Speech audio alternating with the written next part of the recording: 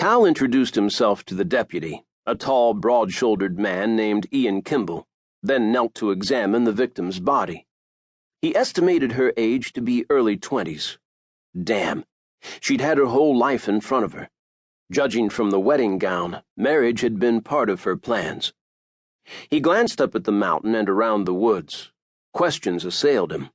Was the killer trying to draw attention to the old case and Pike's upcoming parole hearing? Did he have some kind of hero worship for Pike and want the same kind of attention he'd received? Or had the killer simply dumped the victim here thinking no one would find her, that the elements would destroy DNA or forensics, that the animals in the wilderness would ravage her body, making identification more difficult? He touched her arm. Her skin was as cold as ice. Her brown hair was choppy, wet, and tangled, the long white wedding dress splattered with mud. Her oval face was devoid of makeup except for the stark red lipstick on her mouth. Her green eyes stared at him as if in shock that someone would do this to her. Crystals of frozen water had settled on her lashes, sand and limestone particles mingling with leaves and twigs from the falls on her hands and clothing. He surveyed the deserted clearing, a sick knot in the pit of his stomach. Was she on the way to her wedding when she was attacked? Had she just gotten married? He examined her hand. No engagement or wedding ring. Had the killer taken it? The garter was wound so tightly around her neck that purple marks darkened her pale skin. Scratches marred her neck where she'd fought to keep from choking. Hopefully she'd scratched her attacker, and they'd find DNA beneath her fingernails. But the thorns in her mouth made his stomach clench. The fact that she was dressed in a wedding gown suggested she probably knew her killer. Her fiancé, husband, lover? Someone who didn't want her to get married. A jealous woman. And if she was engaged, where was her fiancé? Confusion clouded Mona's mind as she left the memorial service. She understood how painful it was for victims and their families to discuss crimes against them. After all, her parents had died during a break-in at their house. Apparently the robbers who'd been casing the neighborhood for weeks had thought her parents were out of town for the holidays, but her mother had had a migraine that day and they'd postponed their vacation. At least the police had caught the men, but that hadn't brought her parents back.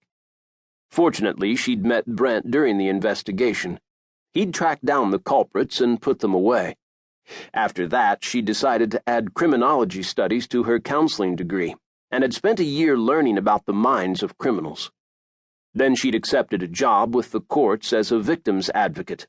She'd counseled victims, sat with them during court trials and hearings, and mediated between them and the attorneys. She'd even assisted the prosecutor and detectives a few times. She had a knack for understanding criminal behavior, and helping others had aided her in working through her own grief.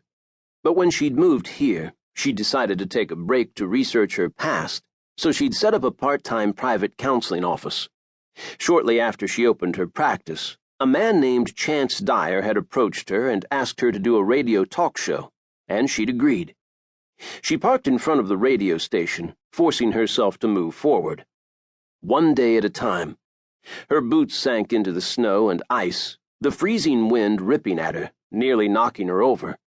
The wind banged the shutters against the wood frame of the older colonial house where the station was located. She battled against the force of it and ran through the slush until she reached the door.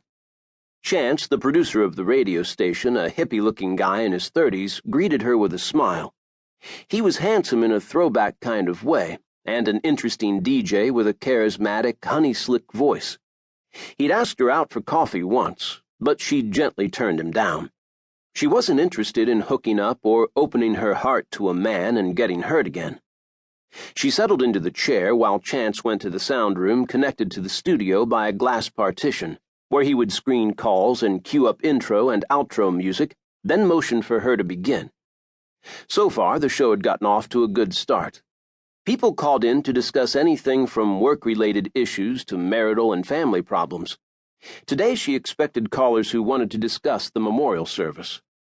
Mona slipped on her headphones. "This is Mona Monroe coming to you live."